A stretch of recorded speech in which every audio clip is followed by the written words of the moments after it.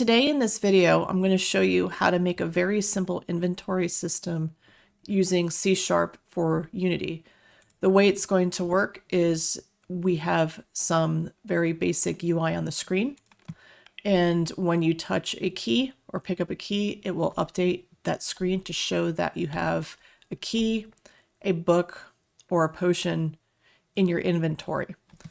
This is meant for people who are kind of new to scripting in Unity, and especially if you want to figure out how to make scripts talk to each other, because a big portion of this is I'm going to explain how the scripts are talking to each other, but I'm not going to go over setting up my UI or anything like that. I'm going to show what's in there, but you would need to look at a different video for that. But let's first talk about what is in my scene. The UI is a very simple UI, but I do want to show how that's set up in case you want to do something similar. Where I have my panel, actually let's go to this view. I have just a panel where I have, inventory text. I have keys, but nested in there I have keys counter, which is the actual number where that is being stored. I usually put it at something that I would absolutely not have on the screen. So usually the eights, if you think of like a digital old style alarm clock, eights kind of is a nice way to show the largest possible digit in there. So same thing with potions, potion counter, and books counter. We're going to need those specific counters for our scripts. So make sure you do kind of keep them separated from the books or the potion label itself, because it'll make your life a lot easier. But that's all I really have for the inventory. I do have a, let's see here, let's go back to here. I do have, just a very simple first person setup and, a ground plane to walk on. But overall, this is just a simple scene for showing this off. As far as the objects go, I just made these with primitives, and I do kind of want to talk about that setup really first before I jump into the code, because there's a few important things. I have my key. These are actually set up as prefabs. This is makes your life easier where we only set up one, and then we can duplicate them out into the scene without worrying about them being different. And if we update one, they stay consistent and everything updates. So my key, I did make sure to turn my capsule collider to a trigger event, because we're going to be utilizing that in our script to pick it up. And do make sure that you make that trigger volume now larger so that it makes more sense to run into. Like you can kind of see yourself run into it and it disappears. I did also make sure that these are tagged with a key tag. This is really important for later. So if you've never worked with tags, they don't exist. Key, book, and potion, those don't normally exist in here. I made them myself. To make your own tag, you just click the down arrow and go to add tag, and you can add your tags this way. It is very important to make sure you remember how you spell them, especially if you capitalize things, because you have to spell them in your coding exactly like this. The reason I like to use tags rather than search for the name of an object is because it could easily change. Like for instance, I made a duplicate and now this is called key 01. So if I was looking for everything in the scene named key, it could get really messy really quick. So I prefer to make tags for these items and just make sure that once you make your tags, you do go back and actually select the tags. So key is called key. It's a trigger. Book is tagged book with a trigger. And potion is tagged potion with my trigger. I do have this extra script that I just threw on there just to make it a little bit more interesting of this spin and float, but that's not necessary in order for the inventory system to work. I just think they're neat, and I like watching my objects that are collectible spin, because it makes them more dynamic and makes it a little bit more obvious that they are an interactable object. So that's how the non-scripting stuff is set up in the scene. So let's talk about the actual scripts. There's 3 scripts that are controlling everything in the scene, and the scripts do talk to each other. So the scripts that I have is I have first my collectible objects script, and this is the script that goes on an object I want to collect. I have my inventory manager script, which controls adding things to the inventory. I'm sorry. Yeah, it includes adding things to the inventory and storing how many things are in the inventory. And I have the UI manager, whose job is to update the UI on the screen. So this is where I kind of want to explain a little bit about a way you should think about how these work. So with Unity, we have these scripts in our assets directory, and you should kind of think of these more as like templates or characteristics that things in your scene could have. So I'm going to kind of like change it around so that I'm going to refer to, you know, the scene as the scene, and I'm going to refer to stuff in the scene more as like people in the scene, because it might be a little bit easier to understand what's going on. So you can think of, for instance, the inventory manager as something, a characteristic a person can have. A person can be an inventory manager, like that could be their job. But if you don't have an inventory manager, if this script is nowhere in the scene, you don't have anybody in your scene that can do that job. So we need to make sure that somebody in this scene is an inventory manager. So I created an empty object, just right click, create an empty, and this is going to be my inventory manager. If it helps, we could even think of this as like almost like a specific person. Like this is Alice. Oops, Alice, the inventory manager.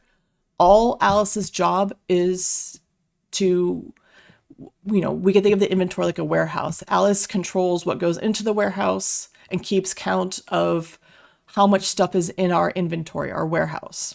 So in order for Alice to be able to do that job, we have to give Alice the inventory manager script. So we would just drag and drop the inventory script onto Alice. And now Alice has that responsibility of the inventory. We also need somebody to control our UI. We need the UI manager. So, you know, we make an empty object. I'm actually going to have our inventory manager be Carol, the UI manager, so that all Carol's job is to, all that Carol needs to do is update the text on the screen to tell the player what is actually in the inventory, what is in our warehouse, like what's in there. That's all Carol does. If this was a more complicated game, Carol might have other things to do, like maybe Carol would also update a timer. Maybe, you know, Carol turns on, you know, the game over screen, but all Carol does is worry about the UI in the scene. Just like all Alice does is worry about the inventory of the scene. That leaves our last script, which is the collectible objects script. And this is just what goes on anything that's a collectible object. Its job is to trigger what happens when it gets collected. So that's all that it does, is it deals with that. So, you know, think about it this way. This is kind of like how the flow is going to work with our scripts. So this is the player. When the player runs into a trigger event with the collectible object, so they're picking it up. That's why we turned the collectible objects, like the book, we turned its collision into a trigger. So we're going to trigger that we picked it up. The collectible object is going to then tell Alice, our inventory manager, that we got picked up. So you picked it up, and Alice is given, you know, we could think metaphorically, Alice is given the item now to put into our warehouse. That's Alice's job. Once Alice adds it to our inventory, you know, like our warehouse, Alice needs to tell Carol that Carol needs to update our screen to let us know that there's another book sitting in our warehouse, so that, you know, we're breaking it up and not every script is doing the same thing, because once you get further into programming, you're going to see this kind of script style broken up even more, where everybody has their own job. So let's actually look at the script and see how this is coded. And again, if you are a little bit more advanced with coding, you might see that I've left some stuff public that you wouldn't normally leave public. The reason I did this is it makes it easy for if you're new to coding to see what's going on with the scripts. So like if you need to make sure that something is happening, it's a little bit easier. So we'll start with the collectible object. If I open up that script, let's go to, oops, not that one yet. Let's go to collectible. And I'll zoom in, so if you do need to copy some stuff, feel free. But we have one public string, which is the item name. Normally you wouldn't want this to be public, but if it's helpful so that you can see what's going on, this is going to hold what the item is. Because we don't want to have to make a collectible object book, collectible object potion, collectible object key, and then your design director comes and says, you know what, we actually have like 10 more objects to collect. Can you easily, can you code that for us? And if you hard coded all those names in and they all have their individual scripts, that's going to be a huge pain. So instead we have a single script that will work for any object we want to get that is a collectible object. So what we do when the scene first loads up, or when this object comes into existence, because maybe you want to instantiate this into your world, like it's something that appears, after a certain amount of time, the first thing it's going to do is it's going to grab the tag of whatever collectible it's on. Remember that the tag is this thing we set right here. So, it doesn't matter which collectible we put it on, as long as the tag is correct, we can then deal with it, that specific thing. It's also going to have to find what the inventory object is in the scene. Like, where is, what do we name her? Alice. Where's Alice? It might not even know who Alice is. It just knows that it needs to find the inventory manager. So the collectible object is looking around to say, who is the inventory manager in our scene? That's going to get stored in here. This is Alice. So this line of code here, this is going to store. It's going to look for Alice.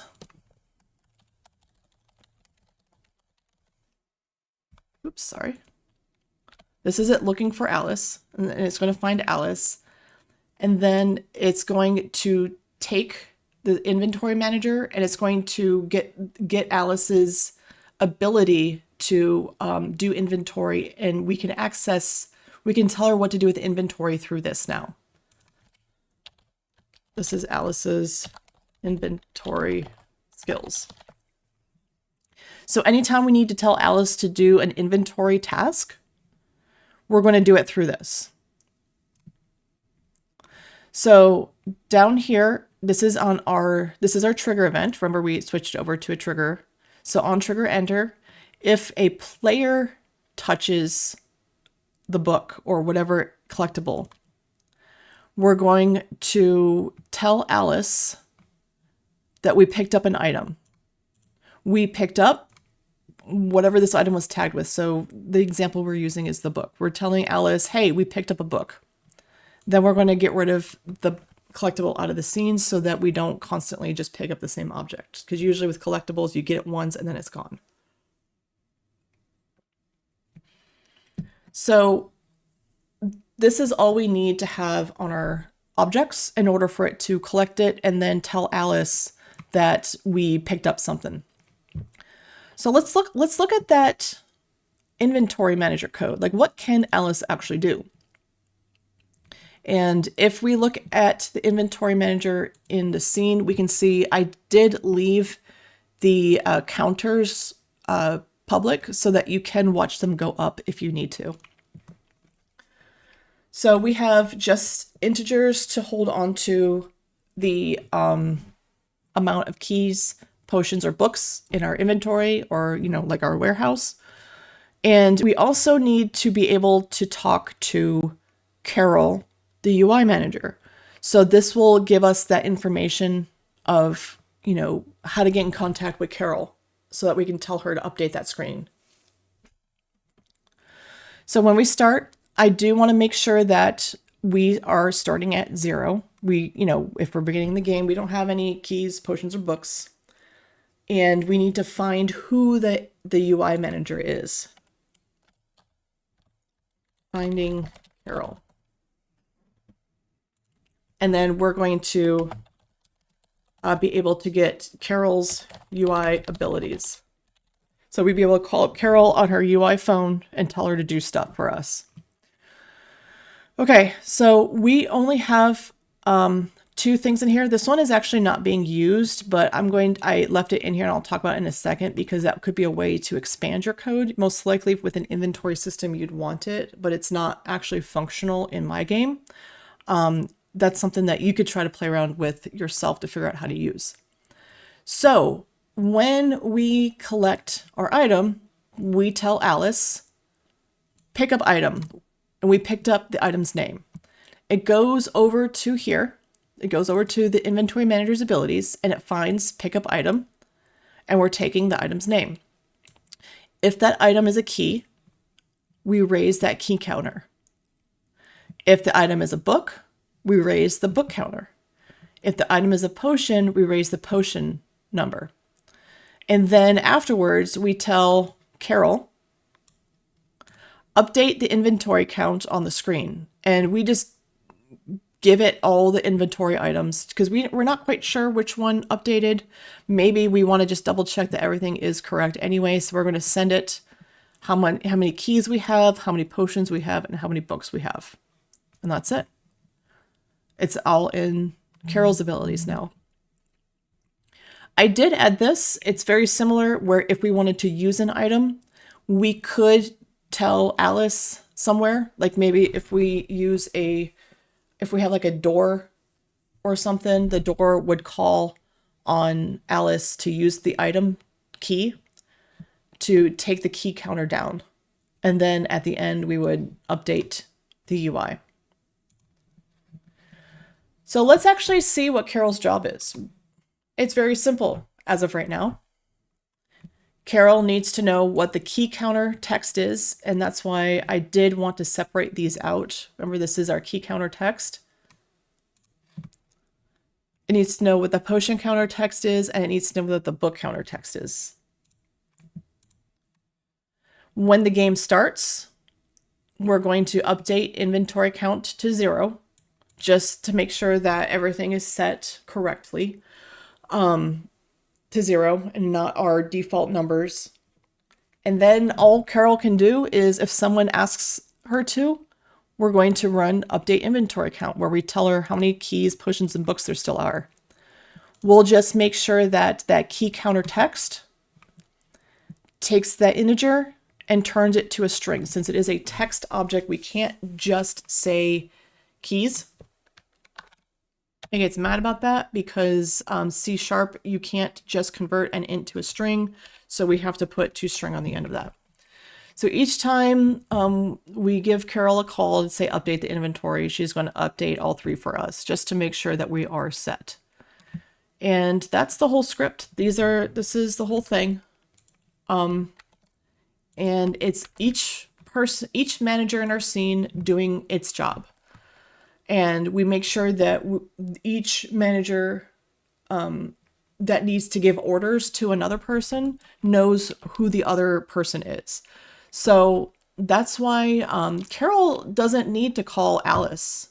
The UI never needs to update the warehouse or the inventory. Oops, I think I messed up my script. Hold on. Sorry about that. One of my little typings, I think, messed up my thing. Where did I do that at?